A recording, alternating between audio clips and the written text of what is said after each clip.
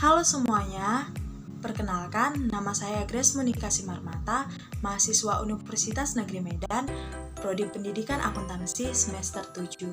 Di sini saya akan menjelaskan mengenai audit manajemen beserta dengan 3 pihak yang terlibat dalam audit manajemen dilihat dari struktur organisasi dengan contoh kasus PT Bank Negara Indonesia. Selamat menyaksikan teman-teman, semoga ilmu dan videonya bermanfaat bagi kita semua.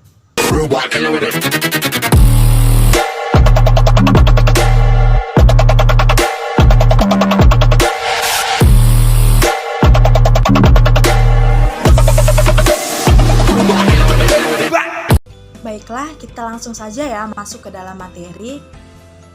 Untuk mengetahui pengertian audit manajemen, sebelumnya kita harus mengetahui terdahulu apa arti dari audit, dari manajemen, dan apa audit manajemen.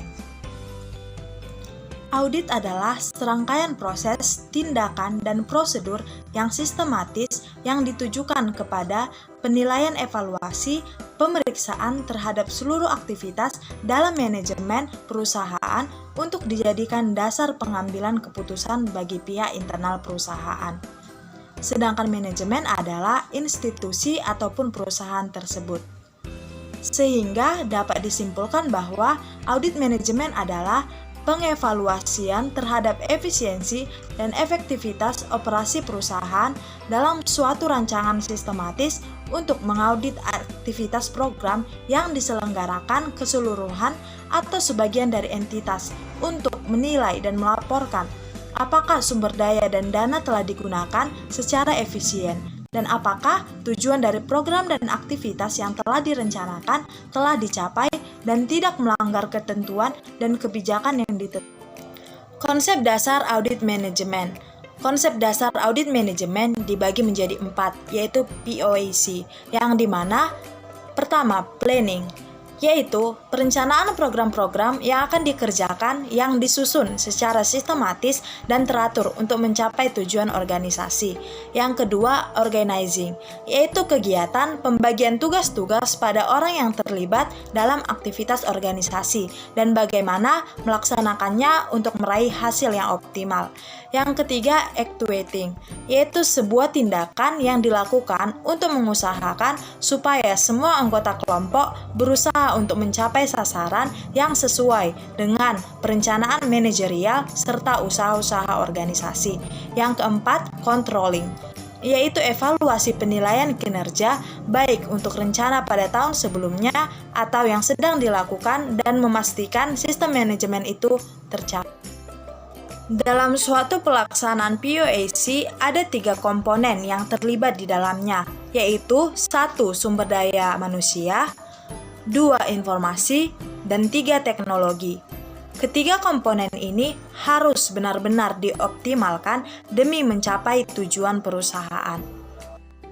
Adapun tujuan audit adalah 1. Memastikan penyajian informasi akuntansi yang berkualitas. Artinya, laporan keuangannya sudah sesuai dengan SAK dan juga mendapat laporan wajar tanpa pengecualian. 2. Memastikan terjaganya keamanan aset perusahaan, di mana artinya bahwa aset-aset perusahaan tersebut terjaga dengan baik, misalnya tersedianya CCTV untuk meminimalisir terjadinya kehilangan. 3. Berjalannya operasi secara efisien. 4. Ditaatinya ketentuan, peraturan, dan kebijakan. Bank Negara Indonesia atau BNI adalah sebuah institusi bank milik pemerintah. PT Bank Negara Indonesia atau Persero selanjutnya disebut BNI atau bank, pada awalnya didirikan di Indonesia sebagai bank sentral dengan nama Bank Negara Indonesia berdasarkan peraturan pemerintah pengganti Undang-Undang Nomor 2 Tahun 1946 tanggal 5 Juli 1946. Selanjutnya, berdasarkan Undang-Undang Nomor 17 Tahun 1968, BNI ditetapkan menjadi Bank Negara Indonesia 1946 dan statusnya menjadi bank umum milik negara. Di sini saya akan menjelaskan mengenai bagaimana struktur organisasi PT BNI dan bagaimana hubungan di antara 3 pihak yang terlibat dalam audit manajemen dilihat dari struktur organisasi PT BNI. Bisa dilihat di struktur organisasi yang tertera bahwa yang paling tertinggi di PT BNI adalah RUPS dengan jajarannya Komite Dewan Komisaris dan Komite Direksi. Kemudian ada Dewan Komisaris dengan garis komunikasi dan mendapatkan informasi dari satuan audit. Selanjutnya, saya akan menjelaskan mengenai hubungan di antara tiga pihak yang terlibat dalam audit manajemen dilihat dari struktur organisasi PT BNI Tbk. Tiga pihak yang terlibat yaitu pihak pertama, di mana pihak pertama adalah auditor. Auditor di dalam struktur organisasi PT BNI adalah audit internal. Pihak kedua yaitu auditor, di mana auditor merupakan pihak-pihak yang diaudit oleh auditor, di mana pihak-pihak ini memerlukan evaluasi dalam kinerjanya dan perbaikan agar perusahaan bisa lebih baik lagi dalam proses manajemennya. Pihak auditor biasanya diwakili oleh manajemen dan karyawan. Di dalam struktur organisasi PT BNI ini, pihak auditor merupakan para direktur-direktur yang di bawah pimpinan direktur utama beserta dengan divisi-divisi yang tertera. Pihak ketiga adalah pihak yang memerlukan tanggung jawab dari yang diaudit, dan di dalam struktur organisasi ini, pihak ketiga adalah pemegang saham. Di sini saya akan menjelaskan bagan organisasi yang menghubungkan audit manajemen dari sudut pandang teori keagenan, yaitu di mana teori keagenan adalah dua pelaku ekonomi yang saling bertentangan, yaitu prinsipal dan agen.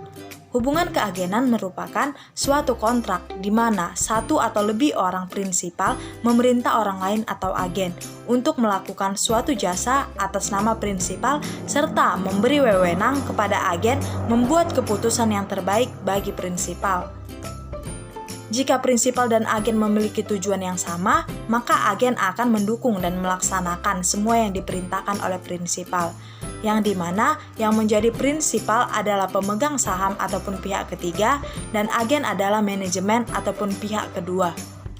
Hubungan dari ketiga pihak ini memunculkan tiga fungsi penting dari audit, yaitu pihak pertama dengan pihak kedua memunculkan fungsi audit, yang dimana fungsinya adalah menentukan apakah internal perusahaan sudah baik atau belum, menentukan kehandalan informasi yang telah dibuat oleh pihak manajemen, serta untuk menentukan tingkat efektivitas dan efisiensi atas berbagai kegiatan operasional organisasi. Selanjutnya, hubungan pihak kedua dengan pihak ketiga, yaitu antara auditor dengan dewan komisaris ataupun pemegang saham, yang menimbulkan fungsi pertanggungjawaban, yang dimana mereka melakukan pertanggungjawaban terhadap kinerja yang telah auditor ataupun manajemen dan karyawan sudah lakukan. Mereka harus mampu mempertanggungjawabkan kinerja mereka, apakah membuat perusahaan tersebut manajemennya menjadi baik atau malah menjadi buruk. Yang terakhir, hubungan pihak pertama dengan pihak ketiga yang menimbulkan fungsi pengesahan, di mana pihak pertama memerlukan pengesahan sebelum melakukan audit terhadap pihak kedua. Pihak pertama perlu mendapatkan izin atau pengesahan dari pihak ketiga agar mereka mendapatkan hak untuk bisa mengevaluasi dan memeriksa pihak kedua. Sekian materi tentang audit manajemen dari saya.